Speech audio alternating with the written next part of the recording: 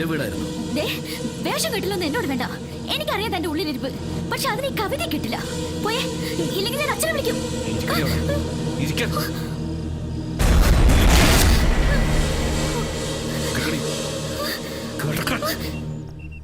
എന്നിട്ട് അവൻ എന്റെ അടുത്തിരുന്നു. ബെഡിലോ?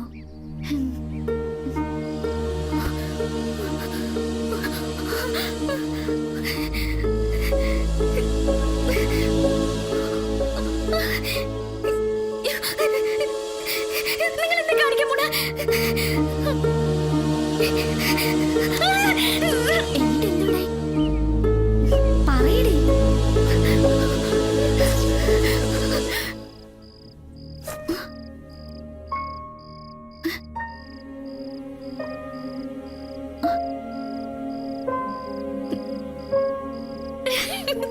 സ്വപ്നായിരുന്നു. അവൻ വന്നെന്നുള്ളത് സത്യം. പക്ഷെ ബാക്കിയല്ല സ്വപ്നമായിരുന്നു.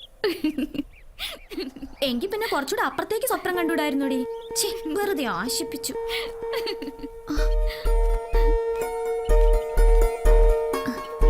നീ ഇവനെ സ്വപ്നത്തിലല്ലേ കണ്ടേ? ഞാൻ എന്റെ ആളെ നേരിട്ട് കാണാൻ പോവാ. ഓ, നിന്റെ ആള് വന്നപ്പോ എന്നെ വേണ്ടതായില്ലേ? ചെല്ല് ചെല്ല്.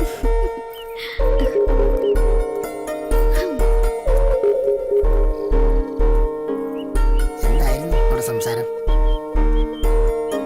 എന്താ ഗുണ്ടയുടെ ഒരു ഗമ.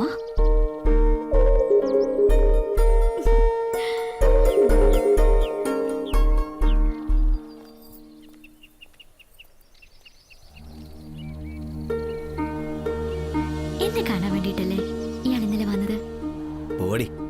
മിസ്റ്റർ, ഇത് എന്നതാടാ? ഞാൻ എങ്ങോട്ടാ പോണ്ടത്? നീ നിന്റെ കൂട്ടുകാരിക്ക് ബോഡി ഗാർഡായിട്ട് വന്നതല്ലേ? ആ ഡ്യൂട്ടി കൃത്യമായിട്ട് അങ്ങ് ചെയ്താൽ മതി. മനസ്സിലായോ? ഇയാളൊരു ഗുണ്ടയാണെന്ന് എനിക്ക് മനസ്സിലായി. പക്ഷെ എത്ര വലിയ ഗുണ്ടയാണെങ്കിലും ഒരു പെൺകുട്ടിയോട് കുറച്ചൊക്കെ മര്യാദയിൽ സംസാരിച്ചൂടെ? ഈ ഗുണ്ടായിസൊക്കെ നിർത്തി വേറെ എന്തെങ്കിലും പണിക്ക് പോയിക്കൂടെ? ബോഡി അവിടുന്ന് ഒന്ന് താഴ്ന്നു തന്നു വെച്ച് തലേക്കറി നിറങ്ങല്ലേ? പുലി ഷാറുഖിനെ കൊണ്ടുപോകുന്നില്ലേ? ജീവനി കൊതിയുണ്ടെങ്കിൽ അവനങ്ങ് വന്നോളും. ഇല്ലെങ്കിൽ അവന്റെ ഡെഡ് ബോഡി പാഴ്സൽ അയച്ചാൽ മതി. നിന്നെ നന്നാക്കി എടുക്കാൻ പറ്റുമോന്ന് ഞാനൊന്ന് നോക്കട്ടെ.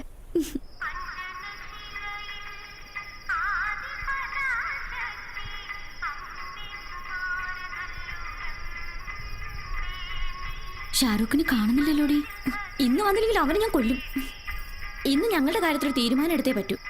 ഇല്ലെങ്കിൽ വീട്ടുകാർ കണ്ടുപിടിച്ച് ചെറുക്കന് താലി കെട്ടാൻ ഞാൻ തല കുറിച്ച് കൊടുക്കേണ്ടി വരും.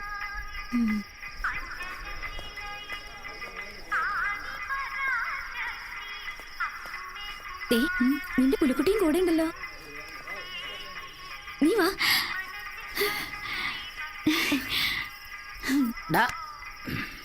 ഇനി നിങ്ങളായി, നിങ്ങളുടെ പാടായി.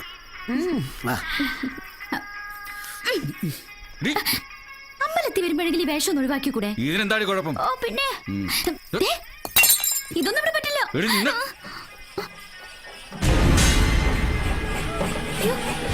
അച്ഛന്റെ വിശ്വരണം.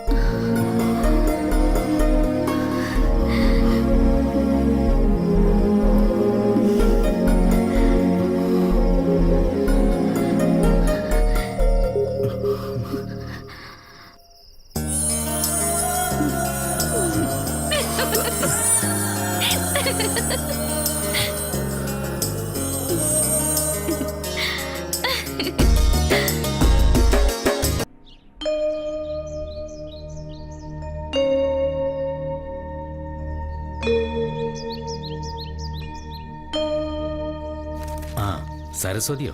ഞാൻ ആ രാഘവമാഷിന്റെ വീട് വരെ പോയിട്ട് വരുവാ. ഏട്ടൻ അറിഞ്ഞില്ലേ? അറിയാഞ്ഞിട്ടല്ല, അടുപ്പമുള്ളവർ മരിച്ചു കിടക്കുന്നത് കാണാൻ എനിക്ക് വയ്യ. കഴിഞ്ഞ ആഴ്ച കൂടി കണ്ടു കുറെ സംസാരിച്ചതാ. നെഞ്ചുവേദനയായിരുന്നു അത്രേ. മനുഷ്യന്റെ കാര്യമൊക്കെ അത്രയേ ഉള്ളൂ. 2 പെൺകുട്ടികളുടെയും കല്യാണം കഴിഞ്ഞിട്ടില്ല. അത് ഓർക്കുമ്പോഴേ സങ്കടം. ആ, നിന്നോടൊരു കാര്യം പറയണമെന്ന് വിചാരിച്ചിട്ട് കുറച്ച് ദിവസമായി. എന്താ ഏട്ടാ? നമുക്ക് വയസ്സായി വരികയല്ലേ, വെച്ച് നീട്ടാതെ കവിതയും വിശ്വനും തമ്മിലുള്ള കല്യാണം നടന്നു. അതിപ്പോ കവിതയുടെ കോഴ്സ് കഴിയാതെ എങ്ങനാ? ആ, കല്യാണം കഴിഞ്ഞാലും പഠിക്കാലോ. എങ്കിൽ ഭഗവതിക്കാവിലെ ഉത്സവം കഴിഞ്ഞിട്ട് നടത്താം അല്ലേ ഏട്ടാ? മരുത്വാമലയെടുത്ത് പറന്നുപോയതുപോലെ ഏതോ ഒരുത്തം വന്ന് മോളെ കൊത്തിക്കൊണ്ടുപോകും. അമ്മേ ആശാനെ, ഈ ജീൻസ് ഒഴിവാക്കി വല്ല ബെർമൂടയോ കോണോ ഒക്കെ ആക്കിയിരുന്നെങ്കിൽ ഈ ചന്തുവിന് തുണി വരാൻ ബുദ്ധിമുട്ടില്ലായിരുന്നു. അയ്യോ, ഇത് ഇട്ടം നടക്കുന്നവനെ സമ്മതിക്കണം അമ്മേ.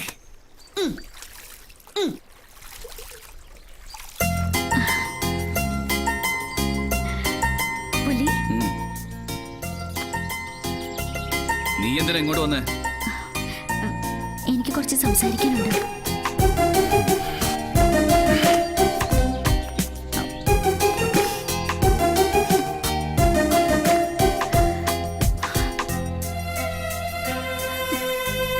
നിന്നെ ഞാൻ എത്രമാത്രം സ്നേഹിക്കുന്നുണ്ടെന്നറിയോ? കഴിഞ്ഞതൊക്കെ ഒന്ന് ഓർത്തു നോക്കിയേ. മറ്റൊരാളെ നിന്നെ ഇത്രമാത്രം സ്നേഹിക്കുന്നുണ്ടാവില്ല. ഇതൊക്കെ പഠിക്കാനാണ് നീ കോളേജിൽ പോകുന്നത്? പുലി, ഇത് തമാശ പറയാനുള്ള നേരമല്ല. അച്ഛൻ എന്റെ കല്യാണം തീരുമാനിച്ചു. ക്ഷണിച്ചാ സദ്യ ഉണ്ണാൻ ഞാനും വരാം. എനിക്ക് നിന്നെയാ ഇഷ്ടം. നീ എന്നെ കല്യാണം കഴിച്ചില്ലെങ്കിൽ ഞാൻ മരിക്കും, ഉറപ്പാ. ഭ്രാന്ത് പറയാതെ അച്ഛൻ പറയുന്ന ചെക്കനെയും കെട്ടി സന്തോഷമായിട്ട് ജീവിക്കാൻ നോക്കണി.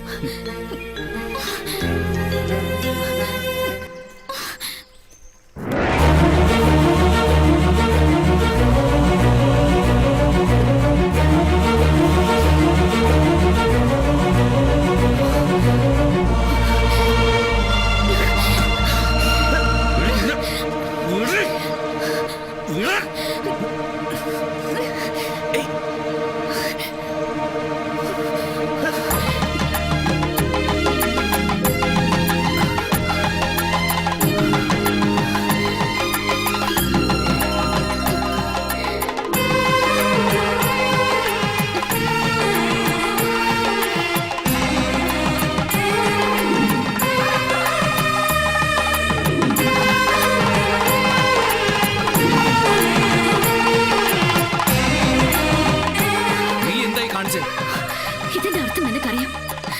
ഒരാഴ്ച കഴിഞ്ഞ എന്റെ വിവാഹം. അതിനു മുൻപ് നീ വന്ന് എന്നെ കൊണ്ടുപോകും. ഇല്ലെങ്കിൽ ഭഗവതിക്കാവിലെ അമ്മയാണ് സത്യം. നീ എന്നെ ജീവനോട് കാണില്ല.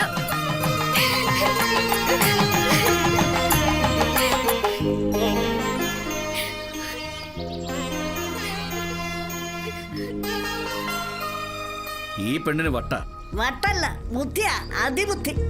ആശാനെ, ആ പെങ്കൊച്ച് സീമന്തരയില ആശാനെ കൊണ്ട് സിന്ദൂരം തുളിപ്പിച്ചത്. അവൾ ആശാന്റെ ഭാര്യയായി.